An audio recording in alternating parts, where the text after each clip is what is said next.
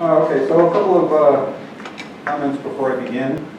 First of all, I told Peter that I'd be the heavy and tell people that we're really not supposed to bring food or drink in here.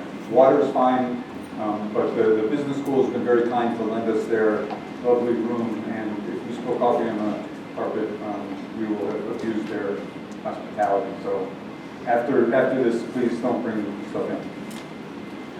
Okay, so here's the schedule. I assume many people have looked at this. I'm pointing out that I've begun posting some. These links indicate that these slides are available for you to view. And in case people haven't looked further down the page, there's a little bit of an outline of week 2. Not a detailed schedule, but some indication. And I'm bringing this up now because I want to emphasize that we're really interested in getting questions from the audience, things people would like to hear about. It'd be great if we had a couple of actual research questions people are looking at, we could look at some examples. So I want to encourage everybody, their cell phones. I want to encourage everybody to come see me or send me an email or talk to one of the organizers with questions that you have. Excuse me. I also wanted to call attention to the reading list page. So this has a bunch of background reading, which is recommended. And there's also a little bit of a new section down here at the bottom, which is some references of particular relevance to the talks. And there will be more posted as we go along here. And so I encourage people to take a look at those. So all right, so I'm going to go to my slides.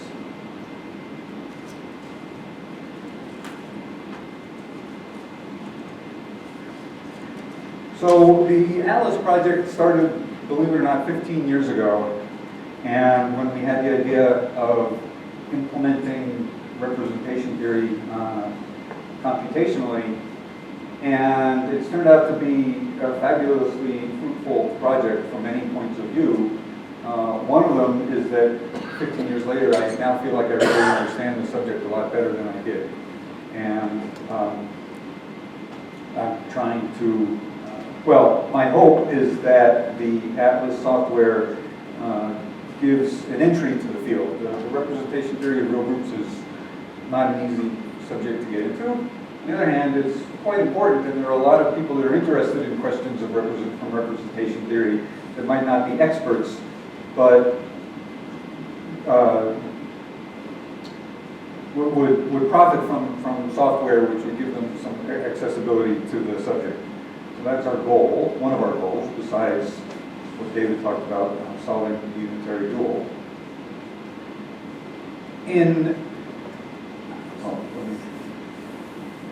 So as the Atlas software it's really, I think of it as a set of tools for studying representation theory. The sort of big uber goal is understanding the unitary dual, but it's a little bit like the sequencing the human genome. When they sequenced the human genome, that was just the beginning, of course. Now you have this technique and there's all of these questions that you can answer. That's how I look at it. Even if you're not interested directly in the unitary dual, there are many, many interesting questions in the subject which the software gives you access to. And in order to write the software, we really had to rethink the subject from the ground up. David and Greg Zuckerman and Arashandra and the whole long list of people had been instrumental in formulating the subject over a number of years, but in order to implement it on a computer, we had to give it a fresh look. And as a result, there are really two parallel tracks in these talks. David mentioned this earlier. David is talking a little bit more on the mathematical end, the purely mathematical side. And I'm going to be talking about what we call the Atlas point of view. And this is basically the way we think now about representation theory based on the Atlas algorithm. And so there's a tremendous amount to cover. One of the things that makes this subject, well, this particular project, difficult to explain is because not only do we need to explain the software, and I'm well aware from many years of experience that most mathematicians are not terribly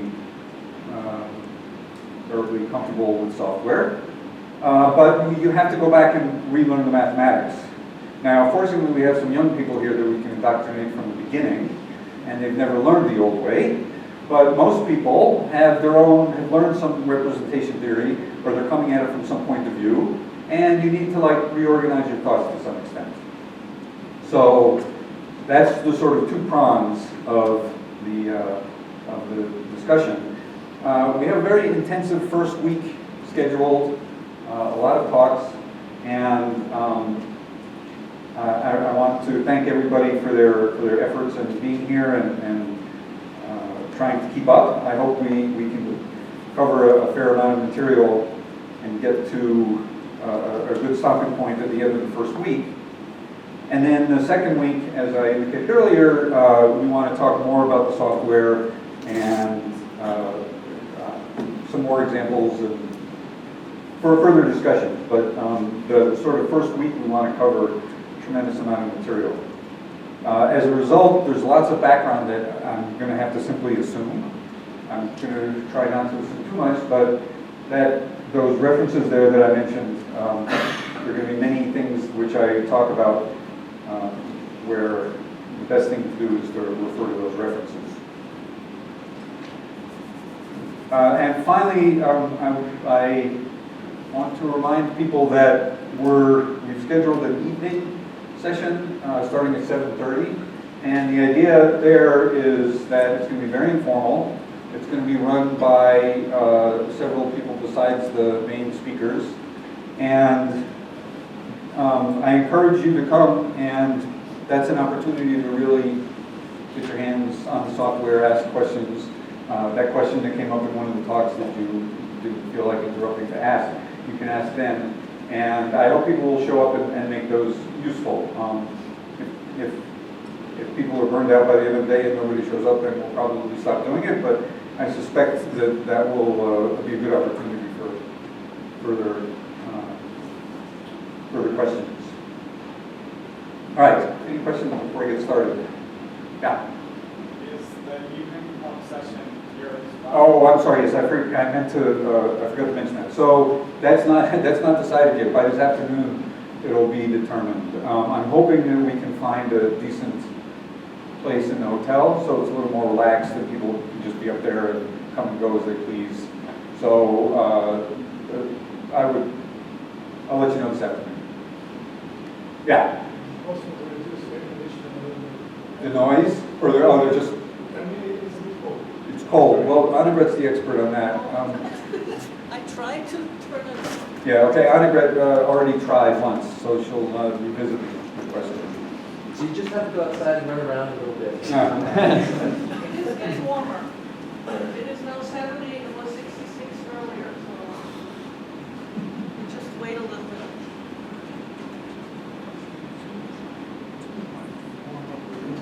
What's that? Too hard to walk on. I think it's already warmer. This is It's warmer than it was when we started. Yeah. Okay. It's, Other questions? So, excuse me. As I said, the David's talks and my talks are a little bit more on the mathematical side, more on the Atlas point of view. Peter Trappa and Annegret Paul are somewhere in the middle. They'll be explaining some stuff about induced representations, and then also Mark McMillan is going to be talking about the Atlas programming language itself. So Mark has written the Atlas software, and it's a tremendously powerful programming language in and of itself. And you don't need to know anything or be interested in any, need to know anything about representation theory in order to use it. And Mark will be explaining the sort of nitty-gritty of the software.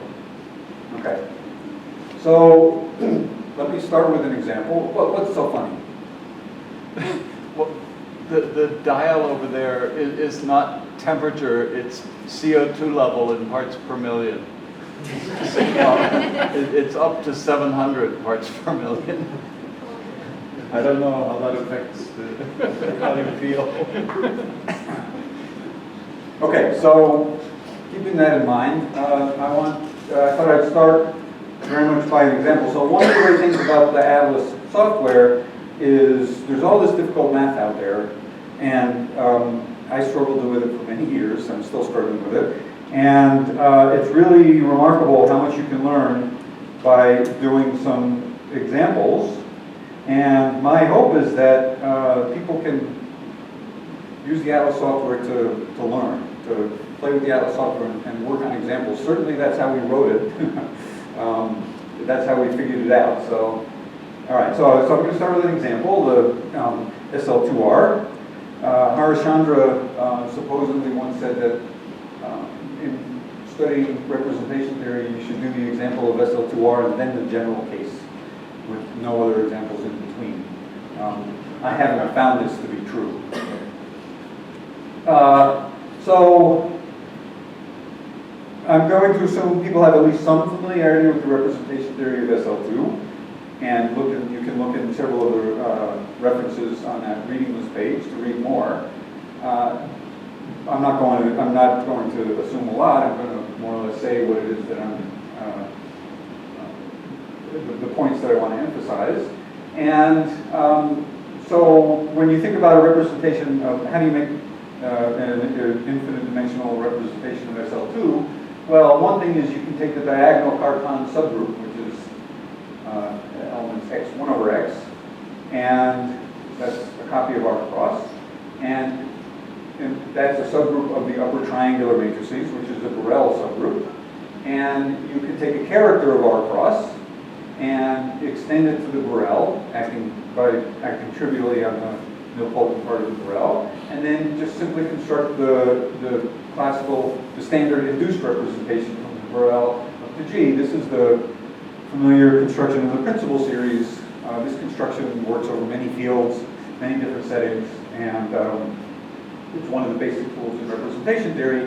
And from my point of view, I want to think of this as going from a character of this Cartan subgroup R cross to a representation of G.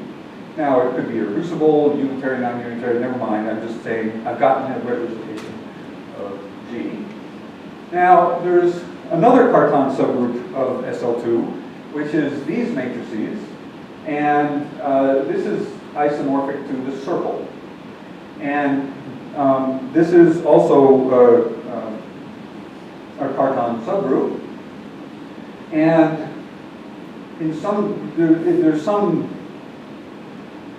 somehow you'd like to do a similar construction, which is to say take a character of S1 and somehow get a representation of SL2R from it. And that's what Harishchandra told us how to do. He said take a character of S1 and associated to that is a discrete series representation. Now I'm being a little bit sloppy here. There's actually, you have to, chi has to be non-trivial. But besides that, this is correct. And, but this construction is very, very different from this one. Harishchandra explained the discrete series of a real group in terms of their characters, and he did not give a functor or any kind of geometric construction that goes directly from a character of this Cartan to a discrete series representation. Now, that is something that was provided later by Zuckerman and by the derived functor construction, which is one of the things that Peter and Annegret are going to be talking about. But at this height, this level that I'm talking about, I don't care. The only thing I want you to take from this slide is that there's some way to associate a representation of G to either a character of this Cartan subgroup or a character of that Cartan subgroup. Now, what's a Cartan subgroup? Well, if you have a complex group, a Cartan subgroup is a maximal abelian diagonalizable group. And all of of them are conjugate. That's one of the basic structure theory results from the theory. And so in our example, if you, this carton that I had, it was a real subgroup. It was a subgroup of SL2R, but if you complexify it, you get a subgroup of SL2C, and the subgroup that you're getting is simply C cross. So in the first case, when you start with the diagonal subgroup R cross, it's given by diagonal elements x1 over x, where x is in R. Well, you simply say that instead x is in C, and that's a copy of C cross. That's sort of obvious. On the other hand, if you take the circle, the complexification by definition is this collection of matrices. It's the AB, oops, I forgot a sign. AB minus BA, such that A squared plus B squared is equal to 1, where A and B are complex. Now, if A and B were real there, that would be the circle, cosine and sine. If A and B are complex, it's not entirely obvious, but it's true that this group is isomorphic, also isomorphic to C cross by the map which takes this matrix to complex number A plus IB. So, excuse me.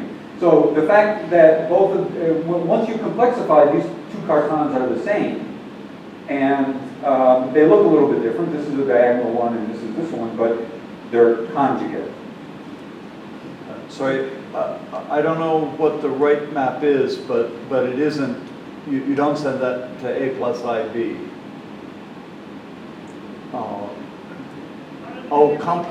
Sorry. A and B are related. Oh, okay, sorry. It's an interesting exercise that this is correct. Okay. Okay, now for people in the field, oftentimes when you go to a talk about representation theory of SL2R, if somebody's interested in talking about the discrete series having to do with the compact carton, they'll say, well, rather than talking about SL2R, let's use the group SU11. That's more convenient. And what I mean by that is the following. Well, first of all, what is SU11? It's by definition the group acting on a two-dimensional complex vector space, preserving a Hermitian form of signature 1, 1. And explicitly, it's given by this collection of matrices, 2 by 2 complex matrices, satisfying this identity. And so remember, the diagonal matrices in SL2R was a copy of R cross, and complexified, it was a copy of C cross. Well, if you do the same thing now in SU11, the diagonal matrices, it's easy to see, are simply these matrices E to the I theta, which is a copy of S1. And when you complexify it, you're obviously getting Z and 1 over Z, which is obviously C crossed. All I'm trying to say in this example is that if you use SU11, it makes the compact carton much easier to understand. It's just the obvious coordinates work, and you don't have to think about this AB minus BA thing. Is it isomorphic group to SL2R? Yes. So SL2R and SU11 are isomorphic. That's the next slide. So, well, next slide after this meeting. So, so let me just say, it is true that SL2R and SU11 are isomorphic. So you can use either one, and sometimes it's convenient to use one, and sometimes it's convenient to use the other. So what I'm suggesting is, when you're studying SL2R, rather than fixing SL2R and using these two different carton subgroups of it, this one and this one, what I recommend you do is, depending on which carton subgroup you're interested in, you should use either SL2 or SU11 and somehow keep in the back of your mind the isomorphism between them. So that is to say, if you're interested in the split carton, you should use SL2 and use the diagonal carton. And if you're interested in the compact carton, you should use SU11 and again use the diagonal carton, which now becomes a copy of the circle instead of a copy of R cross. So this is something that's very familiar to people in the field. They've been doing this for, forever, and it's not a major mathematical point in any way, but it is the heart of the ATLAS project. The ATLAS algorithm is to take this idea very seriously, and it's really the heart of the way we think about things. I'll come back and say a little more about that. So I want to now address this question about these groups being isomorphic. Well, SL2R is the fixed points of this anti-holomorphic involution of SL2C. The one given by sigma of G is simply G bar, taking the complex conjugate of the coordinates. And on the other hand, SU11, if you just look at that condition that I wrote down, you can think of it as being the fixed points of this operation. You take J transpose G bar times J. And the crucial thing is that these two automorphisms, sigma 1 and sigma 2, which are anti-holomorphic, are conjugate by an inner automorphism. That's not entirely obvious, but let's just write it down. There it is. I'll let you do the exercise that if you take G to be this matrix, that these two automorphisms are conjugate by this inner automorphism. So this terminology means int G is an automorphism of G, and it's the one which is given by conjugation by G. Sometimes people call this add, but I prefer to use int to emphasize that this is more on the group level. And so this is saying that this automorphism is equal to this automorphism conjugated by an inner automorphism. And conjugation is an elementary operation, and if you just trace it through, you see that this explicitly gives the isomorphism between SU11 and SL2R. They're conjugate by this 2x2 complex matrix. So clearly, you can use this to pass back and forth between the two pictures. All right? Let me pause there. Questions? Exactly. This matrix right here is what's known as a Cayley transform. Yes? So in general, if you fix the LED, Yes? and you have little times, Sorry, look at what? little time, Yes? there is always a preferred little catch in your program. No, that's a little strong.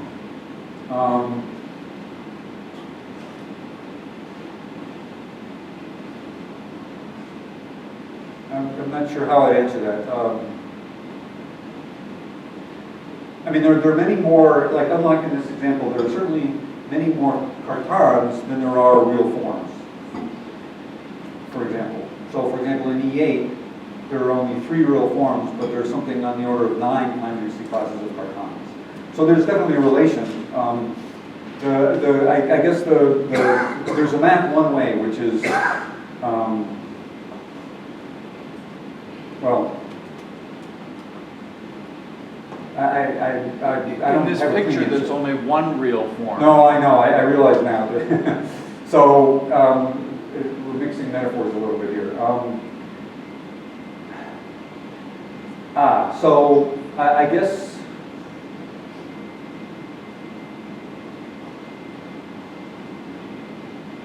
yeah, so that's a different question. I mean, you're asking about real forms. There's only one real form here. No, I'm trying to think what to do if it is not SL2R. Right. We started with SL2R, we send the 2 link of that. Right. Let's change the link. Okay, yeah, so all right, so I'm going to talk about that in a little bit, but basically what you do is if you're given any carton, so if you're thinking in the old-fashioned way, let's say you're talking about SP4, there's a bunch of different cartons, and there's the diagonal one, which is R cross cross R cross, and then there's some other carton. Well, over C, you can conjugate that other carton to be diagonal, and that's what you do, and then that gives you that gives you a version of SP4R in which the carton you're interested in is diagonal. Maybe that answers the question. All right, other questions? Okay, so I want to talk a little bit about how this works in general. So there's a little bit of background here about real forms of complex groups. So the setting is always going to be this connected complex reductive group that David was talking about. And I'm not going to take the time to define these terms. I recommend you see the references. One point is that there are several different ways to look at reductive groups, and I'm going to say things in a slightly different way than David did. In any event, here are a few examples of what I mean by a complex reductive group. And what's a real form of a complex group? Well, David explained it in the language of algebraic geometry. You have an algebraic variety which is defined over R. Well, it turns out that in the setting of Lie groups, there's an equivalent way to think about it, which is the way I'm going to, which is you define a real form to be an anti-holomorphic involution of the complex group. So it's the complex group is a complex manifold. You take an involution of it, the notion of anti-holomorphic in local coordinates, it's got bars in it. And when you have an anti-holomorphic involution, the fixed points is a real manifold. And that's what I'm going to denote by GR. And it's not entirely obvious, but it is true that this picture is essentially equivalent to the version that David was presenting in terms of algebraic geometry. It takes quite a few words to make that precise, and I'm not going to try to. Okay, so this anti-holomorphic involution is called, I call it the Galois involution, and it has something to do with the Galois group. And people that are familiar with representation theory over other fields, for example, p-adic fields, are very familiar with this. And there's a construction of Galois cohomology involving the Galois group. What's special about real groups is that instead of understanding real groups in terms of this anti-holomorphic involution, you can instead use what's called the Cartan involution. So this is really one of the basic steps that dates back to Harnachandra's work in the 50s and 60s. So the definition is, if you have a real form of a group, a Cartan involution for that is a holomorphic involution which commutes with sigma. So sigma is a given anti-holomorphic involution, and a Cartan involution is a holomorphic involution which necessarily commutes with it. And it's supposed to be such that, well, since it commutes with it, theta acts on the fixed points of sigma. And I want this theta to be a maximal compact subgroup of G of R.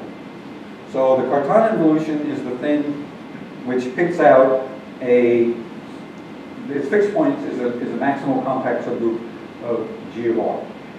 Right? Now, many references don't talk about G of C. They talk about G of R. And you simply say a Cartan involution for G of R is one whose fixed points is a maximal compact subgroup. But we very strongly believe in this algebraic geometry, doing everything over C point of view. And it's easy to see that if you have an involution of G of R, you can extend it to a holomorphic involution of G of C. And so I'm always going to think of my Cartan involution as an involution of the complex group. And one of the consequences of this is I'm going to leave the anti-holomorphic world behind. And I'll talk about that in a few minutes. But all of my sigmas are going to be replaced by thetas. Okay, so the Cartan, what he proved is that this map that I just described is a bijection between anti-holomorphic involutions and holomorphic involutions, both up to conjugacy. Okay? So this is the, this goes back to the 20s. This is a beautiful structural fact that enables you to go back and forth between these what I call the sigma picture and the theta picture. That induces the bijection. Because Yes, it should say induces a bijection. That's correct. All right, so let me give an example. So what's the obvious theta? So here's a group. Please tell me a real form of it. Well, on the theta side, it's easy. Just take the identity. Take theta is equal to 1. That's a perfectly good holomorphic involution. What real form does that have to do with? Well, theta is the identity, so the fixed points is everything. So that is to say that that means that the corresponding real group is compact. So that's the compact real form of a given group, of a given complex group. So in the example of SL2C, one of the real forms is SL2R, but another one is SU2. And this is picking out SU2. Okay? What's the obvious sigma? So what I'm trying to illustrate here is one of the advantages of the theta picture is it's much easier to think about holomorphic algebraic stuff than it is anti-holomorphic stuff. Here's a group. Take E8, complex group E8. Please tell me a real form of it. Well, there's a compact real form. That's the only one that's obvious. And in the sigma picture, well, the only natural, obvious, well, I shouldn't say only, but the most natural canonical sigma to take is the one which makes the group split. So the fact is that these groups are all defined over Z. And in the language of algebraic geometry that David was talking about, if you take the Z form of it, then the corresponding real group is sometimes called the Chevalley group, and it's the split form. But this is a substantially more sophisticated construction than taking theta to be 1. Okay. So the Atlas approach is we almost entirely talk about theta and never talk about sigma. And as a result, everything is holomorphic, algebraic. We always work with polynomial equations. We never have to worry about bars, or rarely. Only at the end. So I want to illustrate this with a picture. So I like to think of it this way. You're given a complex group G, and suppose I give you a real form in the sense of an anti-holomorphic involution sigma. That says that if you take the fixed points of sigma, you get a real group. I'll do an example on the next slide. On the other hand, the corresponding theta, this is a holomorphic involution. Its fixed points is another complex group, and that's the complexification of K. And then